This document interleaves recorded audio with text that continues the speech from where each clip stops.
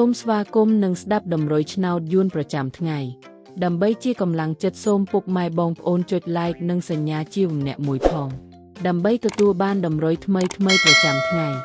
ដំរុយឆ្នោតយួននៅថ្ងៃនេះគឺថ្ងៃទី26ខែតុលាឆ្នាំ2025ដើម្បីកុំឲ្យខាតពេលយូរសូមស្ដាប់ដំរុយឆ្នោតពី admin មានលេខ89 12 35 90សម្រាប់ប៉ុស្តិ៍APCD សម្រាប់លេខ OSAD មាន2គ្រាប់គឺ OS ខ្ទង់20និង80សម្រាប់3លេខគឺ admin មាន2គ្រាប់ផងដែរគឺមានលេខ321គុណ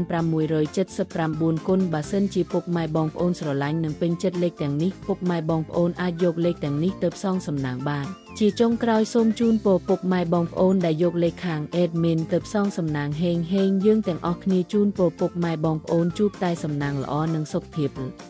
សូមជម្រាបលាជួបគ្នានៅថ្ងៃស្អែកបន្តទៀត